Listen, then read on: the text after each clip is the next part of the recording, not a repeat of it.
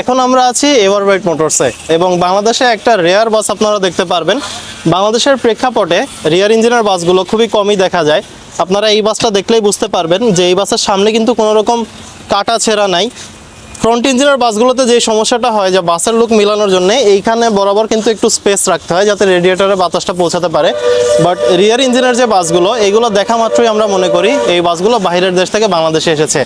আর কেনই বা মনে করব না, কারণ বাসের ফ্রন্টটা আপনারা দেখেন, বাসের ভিতরে কিন্তু একটা ভাইব আছে যে বিদেশি বাস টাইপের একটা ভাইব আপনারা পাবেন। আর এই ভাইবটা আরও ফুটে উঠেছে কারণ এইখানে যে হেডলাইটগুলো ইউজ করা হয়েছে এগুলো কিন্তু বাইরের দেশ থেকে imported.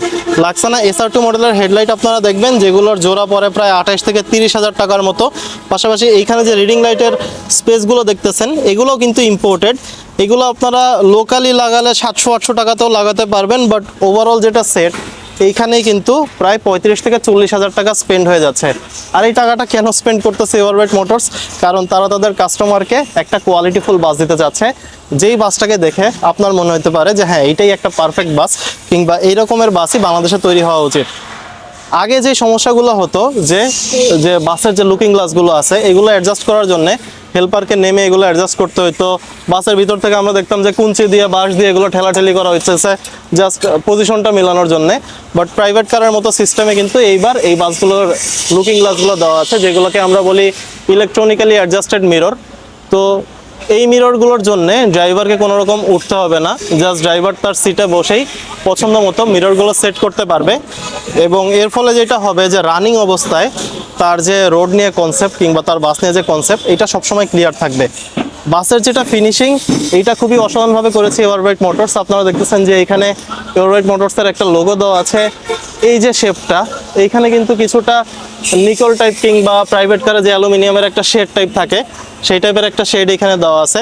Finishing of the bus is very much cool আমি বলবো। এখানে দুইটা পেইন্টের ভিতরে বাসটাকে সীমাবদ্ধ রাখা হয়েছে, বাট বাসের ভিতরে একটা সিবিও ভাইব আছে। মানে ফিনিশিং যেটা এইটা নিয়ে আসলে বেশি কিছু বলতে হবে না, জাস্ট বাসের দিকে আপনারা দেখেন যে পুরো সিবিও বাসগুলো যেই টাইপের হয়ে থাকে একই টাইপের বাস কিন্তু আমরা দেখতেছি, যেখানে এভারব্রাইট মোটরস এই বাসটিকে তৈরি করেছে ইকোনমি ক্লাস ফরমেশনের উপরে। তবে বাসের মোস্ট ইন্টারেস্টিং ফ্যাক্ট হচ্ছে যখন আমরা বাসের পিছনে যাব রিয়ার যে ভিউটা এইখানে কিন্তু আপনারা ইঞ্জিনটা দেখবেন যে বাসের ঠিক পিছনে আছে। অন্যান্য বাসের সামনে ইঞ্জিন থাকলেও পিছন ইঞ্জিন বাসগুলোতে যে সুবিধাটা যাত্রীরা পায় সেটা হচ্ছে ইঞ্জিনের যে নয়েজটা এটা সামনে থাকলে বাসের যাত্রীদের কানে নয়েজটা আসে, বাট এই বাসগুলোতে যখন যাত্রীরা বসবে তাদের কিন্তু কোনো রকমের কেবিন নয়েজ আসবে না। এছাড়া ফ্রন্ট ইঞ্জিনের বাসে অ্যাক্সিডেন্ট হলে ইঞ্জিনের ড্যামারেজটা অনেক বেশি হয়, বাট রিয়ার ইঞ্জিনের বাসের ফ্রন্ট অ্যাক্সিডেন্ট করলেও ইঞ্জিনে খুব একটা ড্যামারেজ আসবে না। সো বাইরের দেশে যেই বাসগুলো আপনারা দেখবেন এগুলো ম্যাক্সিমামই রিয়ার ইঞ্জিনের, তবে বাংলাদেশে রিয়ার ইঞ্জিনের বাস খুব একটা আসে না, বাট আসলেও যে বাসগুলো আসে সেগুলো খুবই রিজার্ভ থাকে। আর এইটা এরকমই একটা রিজার্ভ বাস যেখানে এভারব্রাইট মোটরসের আপনারা দেখতে পারবেন যে অসাধারণ কাজ এখানে করা আছে। যেই টাইপের বাস সেই টাইপেরই কাজ।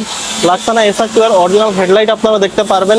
বাসে কিছুটা স্পয়লার টাইপ একটা কিট টাইপ একটা ফিল কিন্তু আপনারা পাবেন, যে প্রাইভেট কারগুলোতে কিন্তু বডি কিট অ্যাপ্লাই করলে যেই টাইপের একটা ব্যাক শো আসে একই রকমের ব্যাক শো আপনারা এই বাসেও পাবেন। আর ওভারঅল যেহেতু বাসের ইঞ্জিন বাসের পিছনে আছে এই জন্য বাসের যেটা ফ্রন্ট লুক সেটা অনেক গর্জিয়াস করতে পেরেছে।